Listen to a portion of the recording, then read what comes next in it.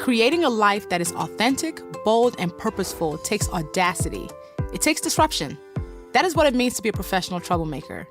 Professional Troublemaker is a book, a podcast, and a life habit. I'm your host, Luvvie Ajayi Jones, bestseller of books, aficionado of authenticity, and sorceress of side eyes, here to bring you conversations with world movers and change agents who have gotten where they are through their tenacity, their truth-telling, and commitment to making good trouble. From time to time, I'll even do deep dives on topics that are on my spirit. My hope is that this show compels you to do big things in a world where we have so much to fear. Let us loan you courage. Listen in. Today, I am in conversation with a true rising troublemaker, somebody who I think is an absolute game changer. And in 20 years, she's truly going to be an icon. My guest today is Zaila Avant-garde, and I am so excited for you to hear this conversation. Zaila is a multi-talented powerhouse with success springing from all her endeavors, and all this before the 9th grade. We got to know Zaila's name when she won the Scripps National Spelling Bee, the first African-American to win that prize. But along with her triumph there, she holds 3 Guinness World Records for her basketball prowess and was named SportsKid of the Year in 2021 by Sports Illustrated's Kids. I was so impressed by this conversation. Zaila is curious, driven, she works hard, she knows what she wants to do and has the discipline and focus to do it. And I love her confidence. She feels unstoppable. We talked about what she does to push through whenever something might feel too hard. We talked about her goals, and she's already reached so many of them. She's amazing. She's amazing. And I'm excited for you to learn more about Zaila Avant-garde. So let's get into it.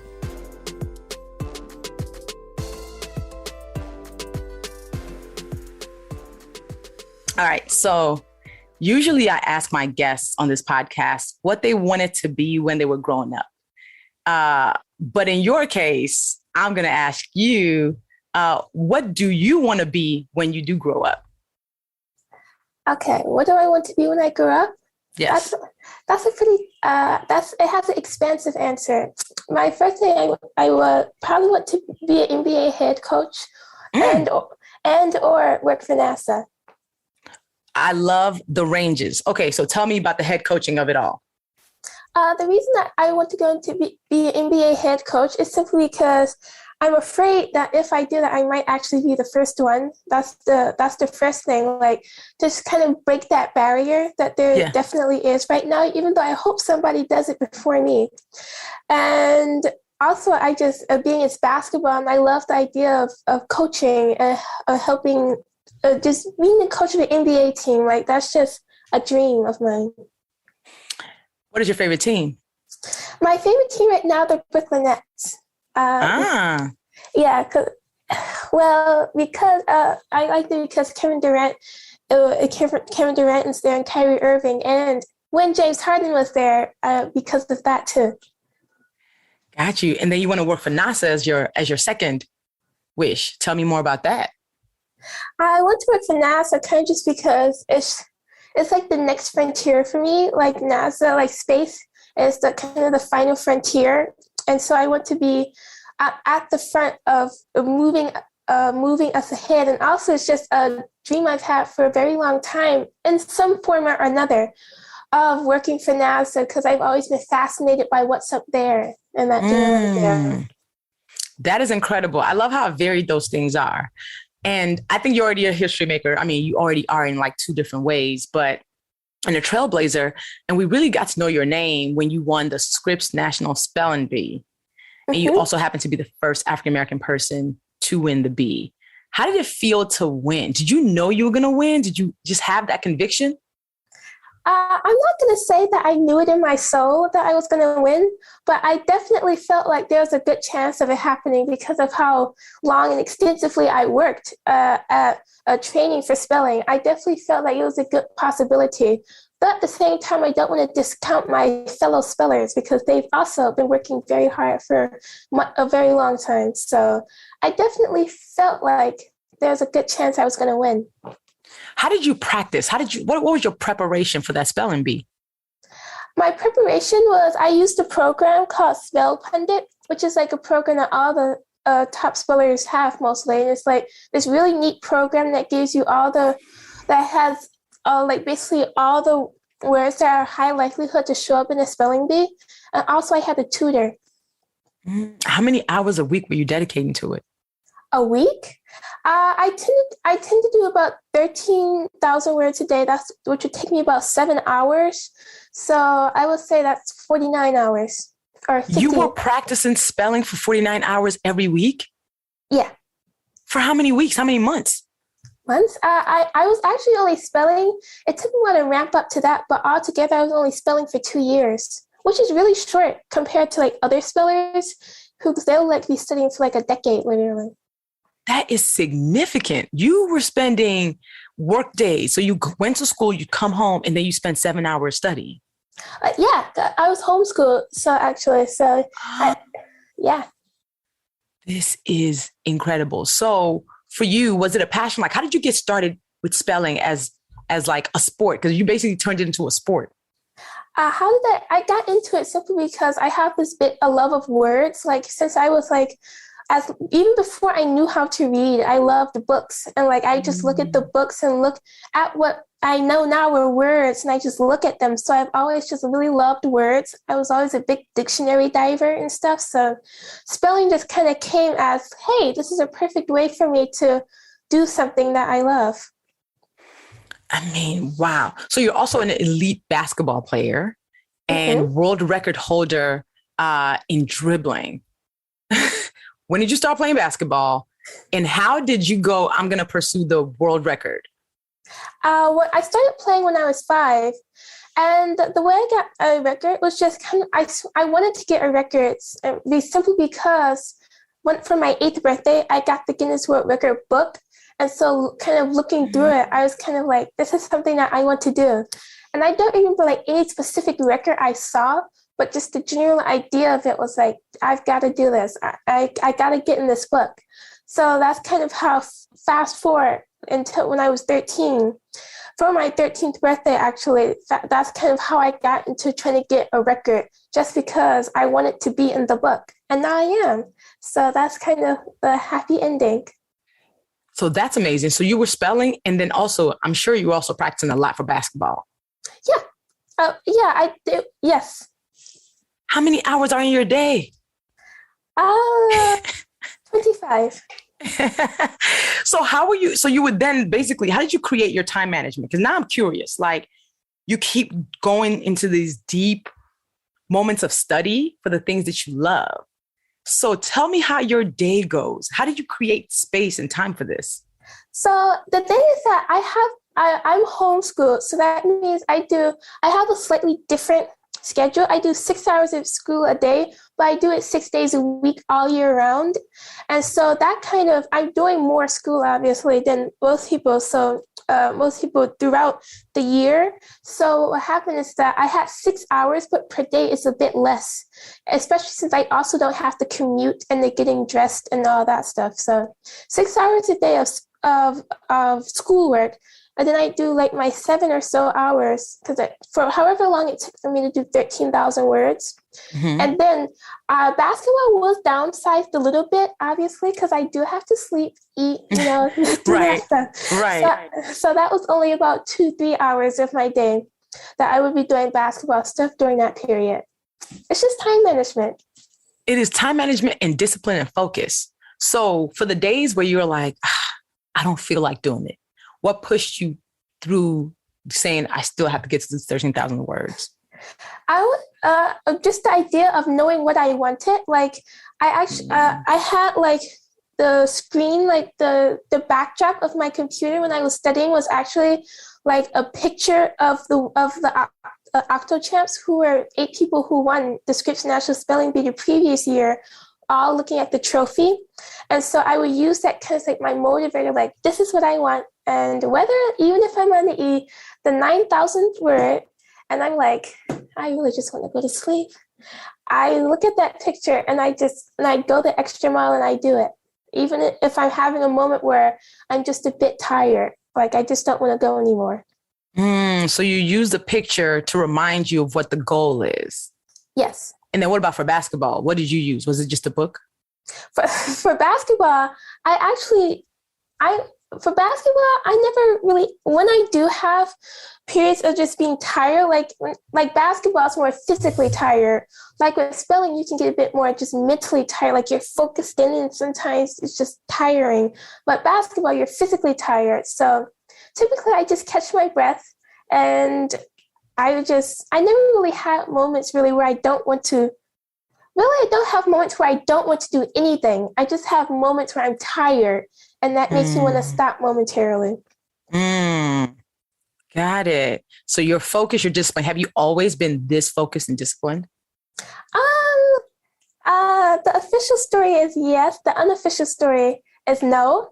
When I was a small child, I was like any kid. I kind of am to this day still kind of I'm a highly energetic person, and I like to get out there and have fun. And that was especially true when I was a small kid. Like, I could not have sat at a computer for 30 minutes when I was 5 years old. Like, I was just off the walls, just running around the house causing trouble. So then when did you actually say, okay, I'm going to be focused now? Because 5-year-olds are supposed to be really, really energetic, can't sit at the computer for 30 minutes. That's fine. Yeah. I think the moment where I started kind of calming down a bit when my parents introduced basketball to me, because that's part of the reason why they did when I was 5 years old, because like they needed a way to kind of make my energy levels go down a bit. And so that's how basketball was introduced to me. And that's kind of when I started being able to mellow down a bit, because I'm being tired out and my energy is going into this. And that's when I started being able to relax a bit. Okay. So that's how you stay grounded. Did you keep your energy high? I guess so. Yeah. Is there something that you have wanted that actually didn't happen? Because you've set these big goals already. Like you're like, I want to be a world record holder. Yes. I want to win this spelling bee that nobody who looks like me has ever won. And you won that. Is there any time you've been disappointed that you didn't get something that you wanted? Oh, yes, definitely. Like the Scripps National Spelling Bee wasn't just the only bee I participated in. Due to the unfortunate circumstance of the pandemic, there are lots of bees for virtual Zoom spelling bees that I participated in. And I can tell you, I did not win all of them. I only won like half of them. Like I was study for them, and then I just half a moment I get the word, I don't know it. And that's kind of when you have to go back to the drawing board, because then you're a bit disappointed because you lost the spelling bee. You only got 4th place. You didn't get 1st place. You got 4th place, 5th place. And that's when you kind of have to go back to the drawing board and you're a bit disappointed. Got it. But you push yourself past the disappointment and say, I'm going to do it next time? Oh, yes, of course. So how do your parents encourage your dreams that are very audacious? Basically by just allowing me to go with the flow. Like there was never a period where my parents like forced me, like, you are going to do this and you're not doing anything else. Like they just, whatever I said I had interest in, and I've had interest in some pretty wild things. Whatever I had interest in, they were all for it. Like they never said, no, we're not doing this. Like they were all in on whatever I said I wanted to do. And I would say that's kind of how it turned out so well for me, because whatever I was doing, it wasn't because my parents had me doing it. It was because I wanted to do it. Yes. Yes. So these are your dreams that they let you have and they encourage you in the process. Yes. So you've taken on all these things. Are you ever afraid? Are you ever like, I don't know? I guess, especially in the past, yeah, definitely. But just in general, I don't scare easily. And that's simply because from a very young age, like I started basketball at 5. And by the time I was 6 years old, I was good enough I had both the cute factor of being a small 6-year-old and with an even smaller voice than I have now. And I was good at basketball. So of course, if I'm at the court, everybody's going to stop and stare and stuff. And so I would say that's kind of giving me the ability to kind of just never be afraid or feel pressure or anything. Because from a young age, I was acclimated to the idea of people looking at me or knowing people were thinking about me or something. So I was saying I was never had that fear that some people have where they're like just petrified on stage. not because I'm some superhuman, but just because I practiced it, and practice makes perfect.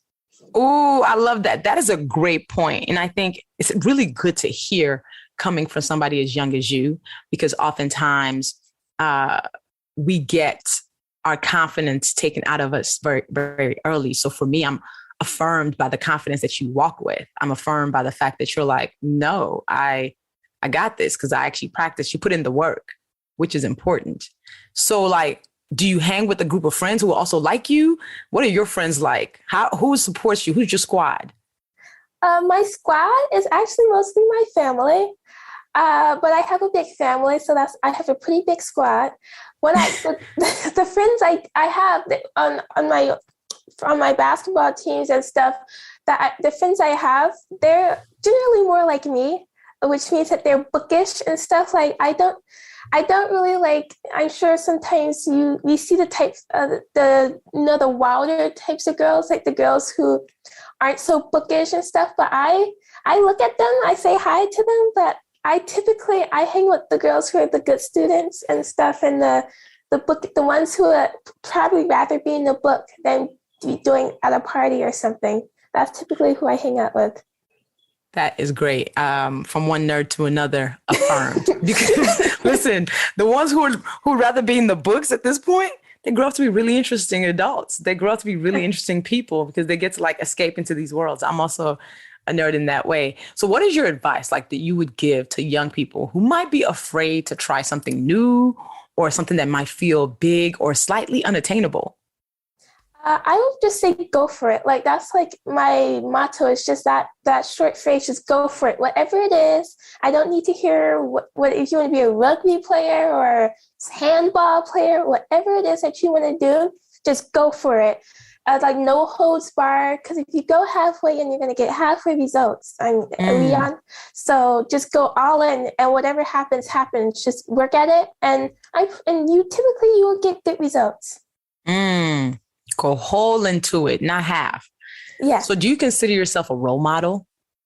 I mean, that's a tough question because I'm 15 years old and role models tend to be like older people, but like I consider myself a blank canvas where like if you want to have me as a role model, sure, I'd be quite happy to be a role model, but like I don't feel myself as an active I am your role model type person. If you take me as your role model, that's nice. I like that. And what do you hope your work, your accomplishments inspire in other people? I just really hope that at the end of the day that it inspires people to just remember that if whatever dreams that they have, the phrase again is go for it. Like that's like all I want people to take away from maybe seeing me is just that I'm kind of proof that if you go all in on your dreams, then you get good results. Absolutely. So what brings you joy outside of when you are looking to achieve something? In what ways do you find joy? What lights you up? Listening to music is a big one. I'm like a huge music person. Like I don't know what I would do in the world without music. I love music, and I also like just hanging out with my family is also a big thing for me. So I say listening to music and hanging out with my family and reading are like always reading are the three big things that bring me joy. What is your favorite music genre? Like what's your go-to? Probably 60s, 70s, and 80s music. I don't really. I don't listen to nowadays music. For a lot of reasons. Mainly my parents won't let me. Also, for what I have heard of it, I'm not interested. So I listen to 60s, 70s, and 80s music, and that's like my go-to. My favorite artist is Whitney Houston. Okay, yes. You are wise beyond your years because Whitney is in my top 3. You know what? Give me your top 3. So you got Whitney. Who else? Oh my God, this is tough. I'm probably going to put Mariah Carey up there too. Okay. And this is so tough. I guess Diana Ross. Yeah, Diana Ross. You have great taste in music. great taste in music. That is phenomenal. Cannot lose with those three. Okay. And then reading. What genres are your favorite? I think my favorite are science fiction and fantasy because like you can do the, like, I just love anything that's like, my favorite books are the Lord of the Rings trilogies. And like, I love because like it's imaginative. It's like basically the writer doesn't have any holds bars. They can create their own world. And their worlds are very entertaining when you see what's inside of people's minds. So that's why I would say sci-fi and fantasy, kind of the same thing, somewhat, are my favorites. How old were you when you started reading? Actually, I was not the 6-month-year-old that sometimes you see. I started reading like I didn't think that. Like my first real book I read was like when I was like 6. Actually, okay. Like I was, let's just be honest. I was a wild kid, like I said. So I was not one of those wonder children that you see reading at 3 years old or something. I was kind of late to the party. It's okay though, because you can still be late to the party and still be excellent, which is what you are. All right, that's late. The proof. Fashionably late. You know, you were late. You were still on time though. You were still on time. Yeah. So, are you watching the NBA playoffs right now? No, I'd probably get shivers if I did. So, what happens is I get reports from my father. My father sees the results on ESPN and watches highlights, and he relays to me the happenings. Right now, I'm going to get a report pretty soon from my father, so we'll see. Oh my God. I'm just getting nervous just thinking about it. You are? So wait, is it that the game is too intense and you're just like, oh my gosh, I have to close my eyes, or what? I think it's really partially that, and also I just don't have the time. And also, like, I have a busy life, and also I don't really watch TV because of all the commercials and stuff. Drives me crazy. I can't do it. Like, I'm like a parent in that way, so I can't stand commercials. So I don't watch TV. I'll probably maybe watch the games that I want to watch later on YouTube. Okay. But it's also, I just don't have time to sit there for 3 hours and watch a game. Like, that's not how my schedule works. You over here practicing basketball. You over here doing all the you busy. You booked and busy. Yeah. So what is something that you're really excited about right now? What am I excited about? I think I'm excited because I took a break from basketball, not a break, but like, lessening, I said, for spelling and stuff. So that's ramping back up, and I'm beginning to get back into the flow of playing in games and stuff.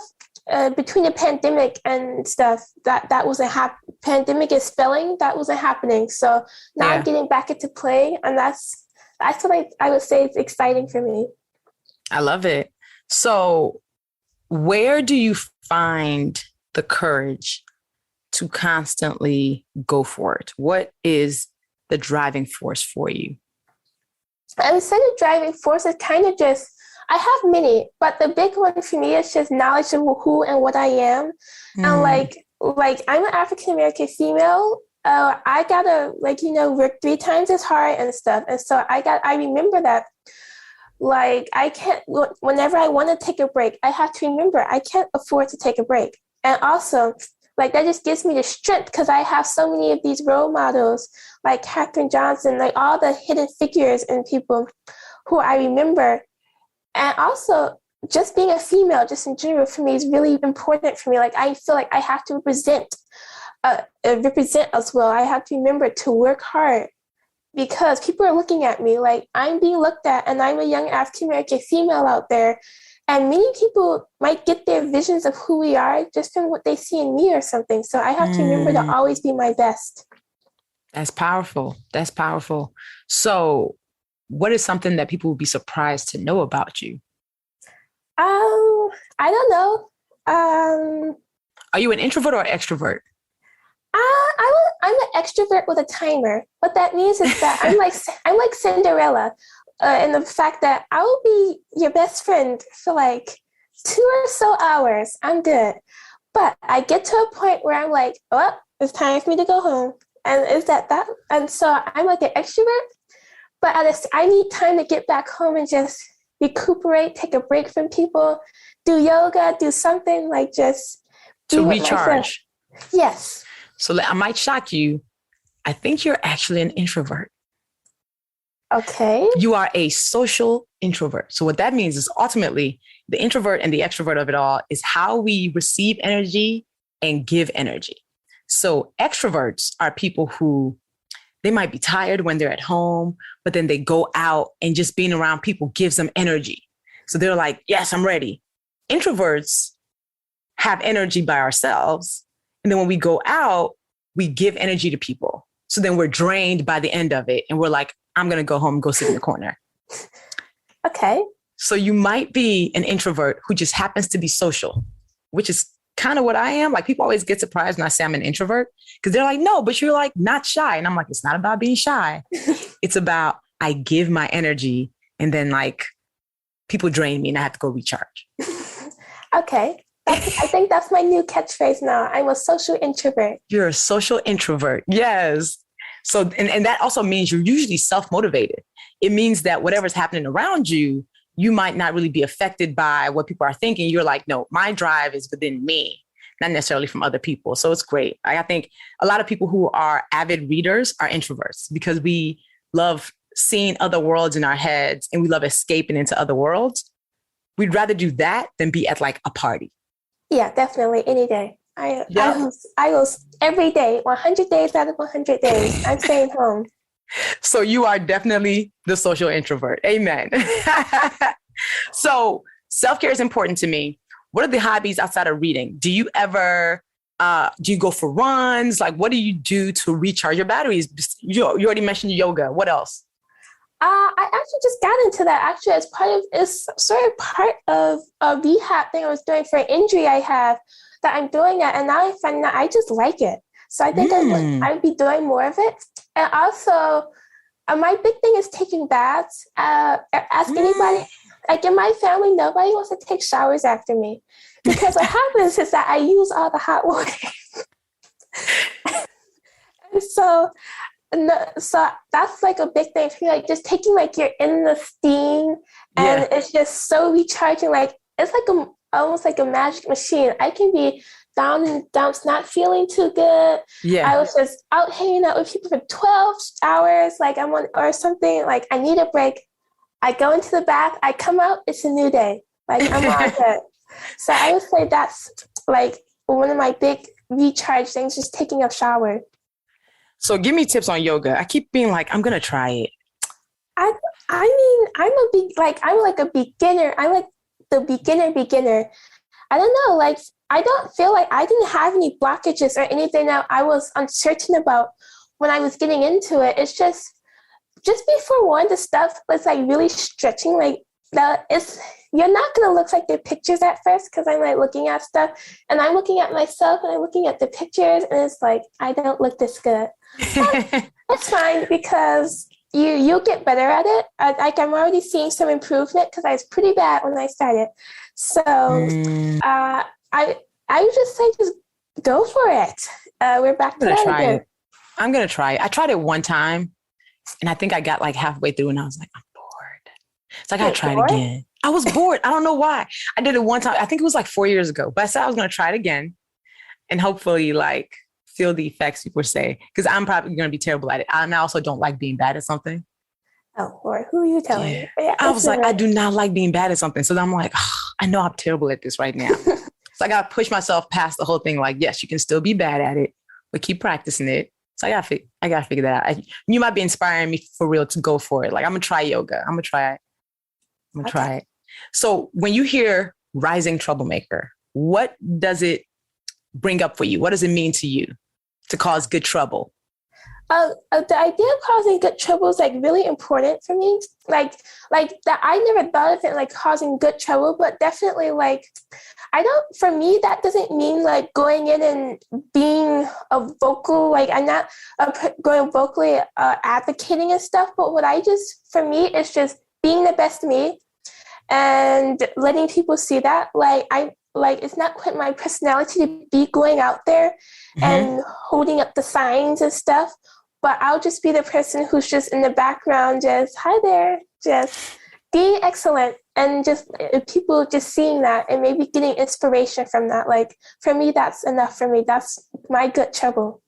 And I love that. That's valid good trouble. I think the best type of trouble is when you are staying true to yourself, honoring your values, your dreams, and then other people can watch and it's you just doing what you were going to do anyway, but you're showing people what's possible. And you've already showed people a lot of what's possible because you are now a record holder on 2 different fronts in 2 very different spaces.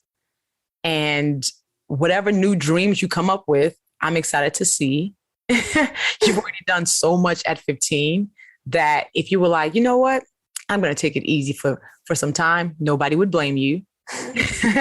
But I think we're really excited to see whatever you decide to do. And when you do become this NBA head coach, because clearly that's going to happen too, because you're 2 for 2 already. Yeah. You're 2 for 2. So now you're going to be the NBA head coach who in the off season is getting people ready for space missions. I think it's lit. I think it's amazing. That's going to be so good. But I am excited to see Gen Z and people like you, the Rising Troublemakers, show up. Y'all have the audacity we didn't have. You have the confidence that we could not have. So I am here for it and I'm rooting you on. So yeah, thank you for joining me on Rising Troublemaker. Thank you for having me here. I loved how we talked about when you go all in on your dreams and you get the results. You know, so many of us have dreams, but we keep them in our heads. We don't figure out what we need to do to make them happen. I'm really impressed and blown away by her discipline at such a young age. For her, she sees her goals as attainable because she sees herself as powerful. And I love hearing a Black woman, a young Black girl who knows so deeply who and what she is and understands the legacy that she's creating at this age. It's really powerful. We all have people looking to us to catch a vision of what's possible, but she looks at life and goes, yeah, I can get that. So yeah, please make sure you follow Zaila on social media. She's Zaila Avant-garde on Instagram, and you can see some of her dope basketball skills in action. I'm excited to see her become the scientist who becomes this head coach for the NBA. She's about to do some amazing things in life. She's already done them. So even if she don't do one more thing, she's already a legend.